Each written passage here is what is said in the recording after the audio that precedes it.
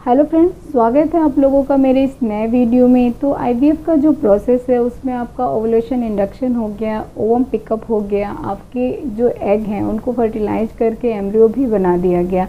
अब बारी है एम्ब्रियो ट्रांसफ़र की। तो एम्ब्रियो ट्रांसफ़र एक ऐसा प्रोसेस है जिसको लेके जो कपल है वो बहुत ज़्यादा नर्वस भी रहते हैं, एक्साइटेड भी रहते हैं कि कैसे होगा, इसके बाद इसका रिज़ल्ट क्या होगा, एम्ब्रियो ट्रांसफ़र के बाद हमें क्या क्या सावधानियां रखनी हैं जिससे जो ये ट्रांसफ़र है आपका सक्सेस हो। तो आज पूरे वीडियो में हम लोग इन्हीं सारी बातों को डिस्कस करेंगे। एम्ब्रियो ट्रांसफ़र के दौरान जो सबसे ज़्यादा डर लगता है वो होता है पेन से। तो एम्ब्रियो ट्रांसफ़र एकदम ही पेनलेस प्रोसेस होता है। इसमें आपको किसी भी तरह का कोई पेन नहीं होता है। इसमें आपको उतना ही डिस्कम्फर्ट फील होता है जितना ट्रांसवेजाइनल अल्ट्रासाउंड के समय होता है। ट्रांसवेजाइनल जो यूएसजी है वो आपने अपने आईवीएफ के ट्रीटमेंट के दौरान बहुत बार फॉलिकुलर मॉनिटरिंग के लिए कराई होगी, तो इससे आपको डरने की कोई ज़रूरत नहीं है। एम्ब्रियो ट्रांसफ़र के समय आपको किसी भी तरह का कोई एनेस्थेसिया नहीं दिया जाता है, इसलिए खाने पीने को भी लेके किसी भी तरह का कोई फूड रिस्ट्रिक्शन नहीं है। लेकिन कुछ अगर स्पेशल केस है जहां महिला को बहुत ही ज़्यादा डर लग रहा है या फिर उसको पहले से किसी भी तरह की ऐसी कोई प्रॉब्लम है जिसके कारण उसे एनेस्थेसिया देना पड़ता है, तो ऐसे पेशेंट को डॉक्टर खुद ही बताते हैं कि ठीक है, आपको एनेस्थेसिया दिया जाएगा और आपको खाली पेट आने की ज़रूरत है। एम्ब्रियो ट्रांसफ़र से पहले आपको कुछ मेडिसिन दी जाती हैं जो आपके एंडोमेट्रियम को इम्प्लांटेशन के लिए प्रिपेयर करती है। तो इन मेडिसिन को बिना भूले आपको रेगुलर टाइम पे लेना है। अगर आप घर से कहीं बाहर जा रही हैं तो मेडिसिन को साथ लेके जाएं। अगर आपको एयर ट्रेवल करना है तो मेडिसिन को एकदम से ध्यान रख के आपके हैंड बैग में रखना है, आपके लगेज बैग में नहीं रखना है। अगर मेडिसिन के भूलने का आपको ज़रा भी डर लग रहा है कि नहीं आप मेडिसिन भूल सकती हैं, तो आप अलार्म लगा के लें, लेकिन इन मेडिसिन को आपको टाइम पे लेना है। एम्ब्रियो ट्रांसफ़र वाले दिन आपको थोड़ा सा नर्वसनेस हो सकती है, तो आपको नर्वस नहीं होना है, बिल्कुल रिलैक्स करना है, अच्छे से ब्रेकफास्ट करना है और आपको डॉक्टर ने जिस टाइम पे बुलाया है कोशिश करना है कि उससे थोड़ा पहले पहुँचे, ताकि आपका जो हॉस्पिटल का इन्वायरमेंट है आप उसमें अपने आप को थोड़ा कंफर्टेबल बना सकें। ट्रांसफ़र के लिए जाने से पहले आप अपने प्राइवेट पार्ट को क्लीन कर लें। आपको किसी भी तरह का कॉस्मेटिक, परफ्यूम या पाउडर यूज़ नहीं करना है।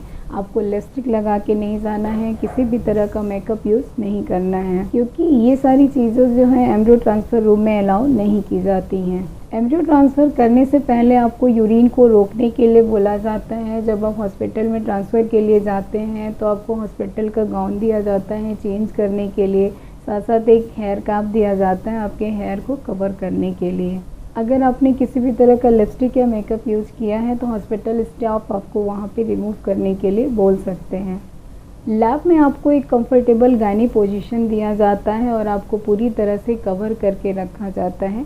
कुछ कुछ जगह पे लैब में हल्का फुल्का म्यूज़िक भी चलता है ताकि आप वहाँ के एनवायरनमेंट में खुद को अच्छा फील कर सकें, कंफर्ट फील कर सकें। ट्रांसफ़र के रूम में जो कुछ स्टाफ होते हैं वो गिने चुने लोग होते हैं। एक आपके रेडियोलॉजिस्ट होते हैं जो यूएसजी गाइड करते हैं कि एम्ब्रियो ट्रांसफ़र किस जगह पे करना है। दूसरे एम्ब्रियोलॉजिस्ट होते हैं जो एम्ब्रियो को लोड करके आपके डॉक्टर को देते हैं और तीसरे आपके डॉक्टर होते हैं जो एम्ब्रियो को आप में इम्प्लांट करते हैं।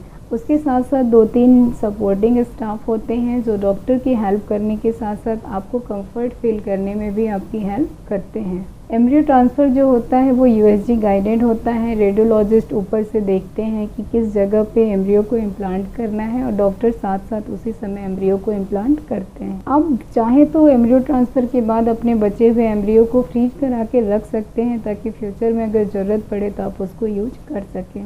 एम्ब्रियो ट्रांसफ़र के बाद डॉक्टर आपको कुछ मेडिसिन देते हैं और उसको खाने का तरीका बताते हैं। आपको पूरी कोशिश करनी है कि मेडिसिन को सही समय पे लेना है, उसे मिस नहीं करना है, क्योंकि ये जो मेडिसिन दी जाती हैं वो आपकी प्रेगनेंसी को सपोर्ट करने के लिए दी जाती हैं। तो अगर आप ये मेडिसिन लेने में कोई भी गलती करते हैं तो आपकी प्रेगनेंसी में प्रॉब्लम आ सकती है, इम्प्लांटेशन में प्रॉब्लम आ सकती है, आपको ब्लीडिंग हो सकती है। साथ ही साथ आपको कुछ सिम्टम्स बताए जाते हैं कि अगर कुछ माइनर प्रॉब्लम जैसे हल्का फुल्का पेट दर्द है या फिर कोई और परेशानी हो रही है तो ऐसे कंडीशंस में आपको क्या करना है, और कुछ वार्निंग साइंस भी बताए जाते हैं कि अगर इस तरह का कोई भी सिम्टम्स आपको दिख रहा है तो तुरंत आके आपको हॉस्पिटल में कॉन्टैक्ट करना है। सबसे इम्पॉर्टेंट सवाल जो लोग जानना चाहते हैं वो ये है कि एम्ब्रियो ट्रांसफ़र के बाद क्या आपको बेड रेस्ट की ज़रूरत है।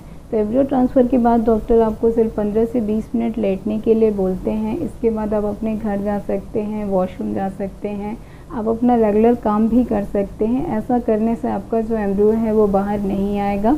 एम्ब्रियो ट्रांसफ़र के 2 से 3 दिन के अंदर इम्प्लांटेशन हो जाता है, तो आपको कंप्लीट बेड रेस्ट की भी कोई ज़रूरत नहीं है।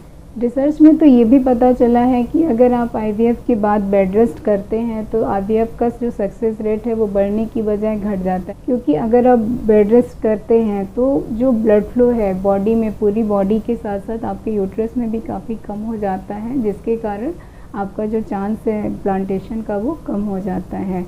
बेड रेस्ट की सलाह सिर्फ उन्हीं लोगों में दी जाती है जिनका प्रेगनेंसी सक्सेस हो गया है, बीटा एचसीजी में टेस्ट पॉजिटिव आई है, उसके बाद पेशेंट को किसी तरह की कोई परेशानी है या फिर ब्लीडिंग हो रही है या फिर पहले से कोई अबॉर्शन की हिस्ट्री रही है, तो ऐसे पेशेंट को ही बेड रेस्ट की सलाह दी जाती है।